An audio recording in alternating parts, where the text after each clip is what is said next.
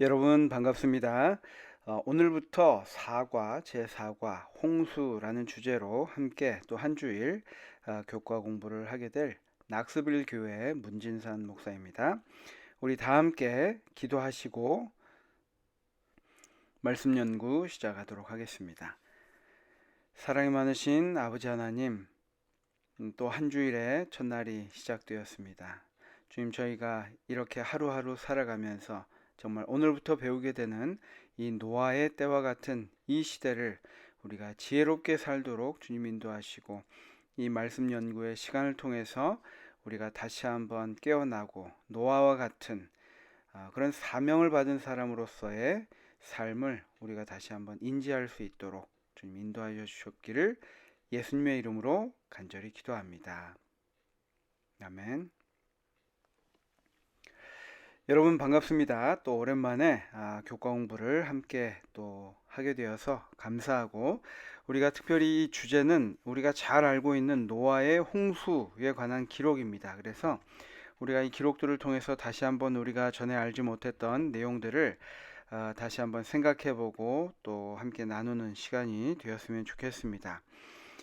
교과 페이지로는 50페이지인데요. 제목이 홍수입니다. 기억절도 아주 간단하고 잘 아는 내용입니다. 노아의 때와 같이 인자의 임함도 그러하리라. 마태복음 24장 37절의 말씀을 기억절로 우리 시작하게 되었습니다. 우리가 잘 아는 내용이지만 우리가 이 내용 속에서 하나님께서 우리에게 실질적으로 원하시는 것이 무엇인지 한번 살펴보도록 하겠습니다. 52페이지 첫째 날 4월 17일 일요일 홍수를 위한 준비입니다. 여기 제목에서 이야기하고 있듯이 창세기 6장 13절부터 7장 10절까지 말씀을 읽고 인류 역사 초기에 있었던 이 놀라운 사건에서 우리는 무엇을 배울 수 있는가라고 질문을 하고 있습니다. 여러분, 이 부분을 다시 한번 읽어보시면 노아의 때가 어떠했는지 다시 한번 이야기를 하고 있는데, 저는 13절부터 참 전에와 다르게 조금 느껴지는 것이 무엇이냐면, 하나님이 노아에게 이르시되 모든 혈육 있는 자의 포악함이 땅에 가득함으로 그 끝날이 내 앞에 이르렀으니 내가 그들을 땅과 함께 멸하리라 라고 하나님께서 말씀하고 계십니다. 우리가 이스라엘 백성들의 사건들을 구약을 통해서 끊임없이 보면은 끊임없이 배반의 역사가 이어지는 것을 볼 수 있습니다. 하나님께서 여러 선지자들을 보내시고 또 왕들을 때로 보내시고 여러 사람들을 통해서 그들을 돌이키게 노력하셨지만 그들에게는 더 이상 방법이 없어서 멸절시키는 방법 외에는 이 죄를 막을 방법이 없다라고 하나님께서 이렇게 말씀하신 것은 얼마나 인간의 죄가 관영하였는지, 그리고 그 죄악이 얼마나 고칠 수 없을 정도로 되돌이킬 수 없을 정도로 사악했는지, 그런 것들을 우리가 생각해 볼 수 있을 것 같습니다. 하지만 반면에 하나님께서는 이 인류에게 120년 시간을 주시면서 끊임없이 노아와 또 여러 그 선조들을 통해서 회개하라는 기별을 함께 주셨던 것을 우리가 알 수 있습니다. 이 시대도 마찬가지로 하나님께서 이 노아가 마지막 시대의 기별을 전한 것처럼 그 당시로 보면 노아는 지금 우리와 같은 마지막 기별을 전했던 사람입니다. 그리고 우리도 그 마지막 기별을 전하고 있는 사람이기 때문에 우리가 이 노아의 모습을 통해서 우리의 모습도 다시 한번 생각해 볼 수 있을 것이고, 그래서 기억절의 말씀도 노아의 때와 같이 인자의 임함도 그러하리라 라고 말씀을 하고 계십니다. 우리가 이 노아의 이야기를 다시 한번 잘 살펴보아야 할 것입니다. 특별히 우리 18절인가요? 18절에는 내 아들들과 내 아내와 내 며느리들과 함께 그 방주로 들어가고 라고 말씀을 하고 있는데, 우리가 잘 생각해 보면 노아는 그 당시에 480세 되었지만 아직 자녀가 없었다. 우리 주석에 보면 그렇게 말씀을 하고 있는데요. 그 오랜 기간 동안 자녀 없이 하나님께서 주신 그 당시는 자녀는 축복이었는데 이 자녀 없이 소망을 어쩌면 포기하고 살았을 수도 있는 이 노아에게 하나님께서는 소망을 주셨고 그 아이가 태어나기 전부터 이 마지막 시대를 이끌어갈 마지막을 종결시킬 그런 소명을 주신 것을 볼 수 있습니다. 그래서 우리가 나중에 다른 구약과 신약 성경에서도 뭐 이삭이나 사무엘이나 또 침례 요한의 부모들 모든 그런 하나님께서 보여주시진 않았지만 믿음으로 바라봤던 이 사람들에 대한 믿음의 어떤 모본이 되었을 것이라고 생각합니다. 그러면 우리 다시 교재로 돌아와서 52페이지입니다. 다니엘과 마찬가지로 노아는 세상의 끝을 예견하는 선지자였습니다. 히브리어로 방주를 뜻하는 테바라는 이 단어는 이집트에서 유래한 흔치 않은 외래어인데 이 말씀 전에 들어보셨겠지만 갈대 상자, 모세를 감추기 위해 사용했던 이 갈대 상자와 같은 것입니다. 또한 어떤 이들은 방주의 전반적인 구조가 성막에 있던 괴와 유사하다는 사실에 주목하기도 합니다. 홍수 때의 방주가 인류의 생존을 가능케 했던 것처럼 백성 가운데 함께 하시는 하나님의 임재를 상징하는 언약궤는 당신의 백성들을 위한 하나님의 구원의 사역을 가리킨다. 하나님께서 이 방주를 통하여 인류를 구하시고 하나님께서 특별히 갈대 상자를 통하여 모세를 구하시고 이스라엘을 구하신 것처럼 하나님께서 주신 이 언약궤는 우리의 그리스도인으로서 삶을 보호하고 살릴 수 있는 귀한 이 방주와 같은 역할, 또 갈대 상자와 같은 역할을 한다는 것입니다. 그런데 저는 이번 교과를 보면서 다시 한번 좀 새롭게 느껴진 것이 이 노아의 순종이었습니다.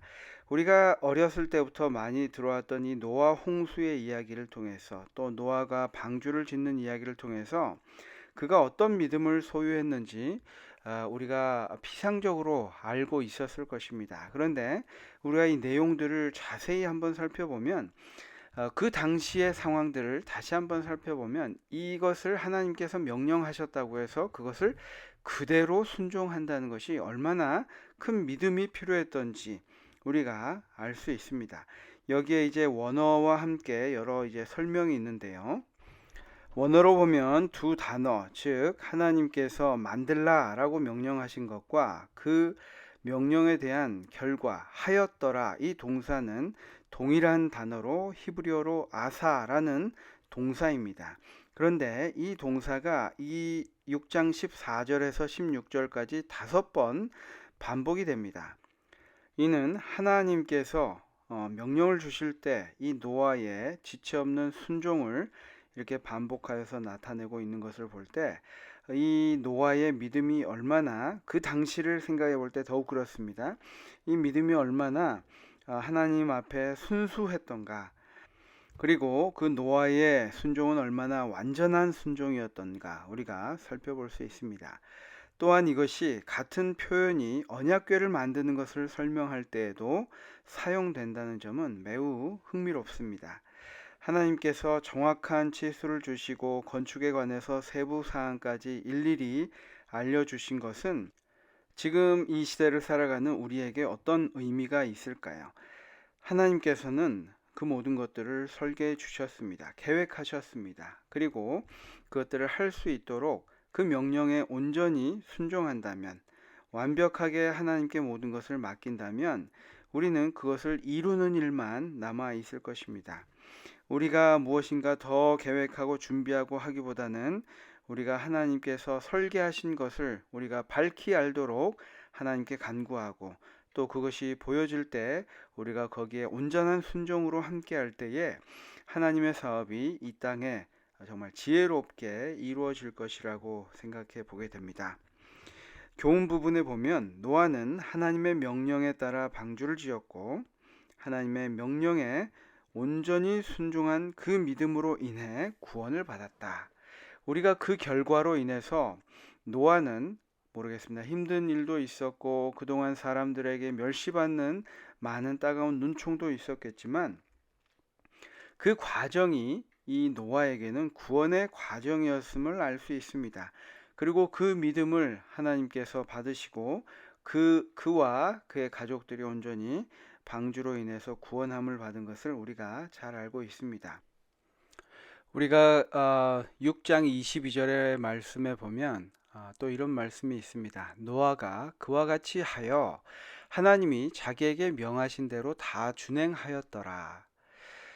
제가 주석의 말씀을 좀 찾아보았는데요. 이 짧은 구절은 성실한 봉사의 120년 세월을 모두 포함하고 있습니다. 그의 조부 무두셀라와 같이 노아의 기별을 믿었던 사람들은 그 두려운 사건이 일어나기 전에 모두 죽었습니다. 그는 그가 전하는 기별대로 살았기 때문에 그를 가장 잘 아는 가족들은 그의 거룩한 가마력을 피할 수 없었습니다. 그의 아들들은 그가 가르친 것들을 믿었을 뿐만 아니라 그들이 출생하기 전에 예언된 두려운 사건을 위해 준비하는 일에 적극적으로 참여하였습니다. 노아의 경험은 마지막 때에 살고 있으며 승천을 위해 준비하고 있는 그리스도인들에게 고상한 귀감이 됩니다. 그들의 최대 선교 사업은 가정에서 이루어져야 합니다. 여러분, 이 노아의 시대에 세상이 얼마나 악했는지 우리가 모두 알고 있습니다.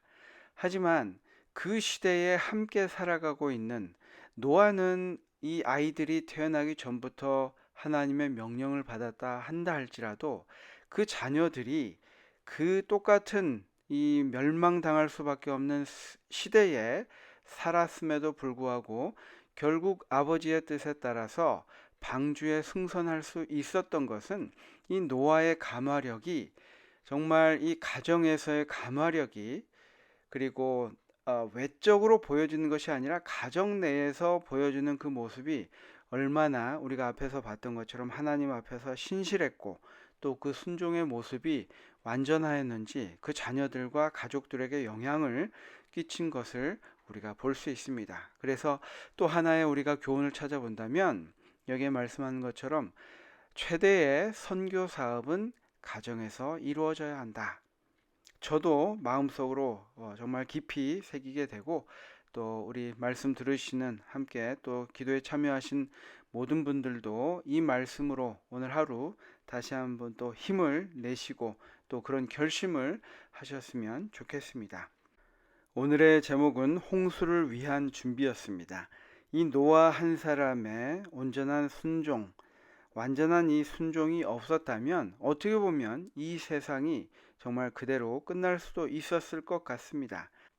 저와 여러분이 오늘 하나님께서 우리에게 주신 말씀이 무엇인지 또 순종하라고 주신 우리 마음속에 밀어두고 있었던 그것이 무엇인지 다시 한번 생각해 보시고 하나님께 온전히 순종하는 다른 거 따지지 않고 의식하지 않고 하나님의 말씀을 그대로 순종할 수 있는 그런 믿음을 오늘 순종을 나타내는 하루가 되시기를 간절히 바랍니다.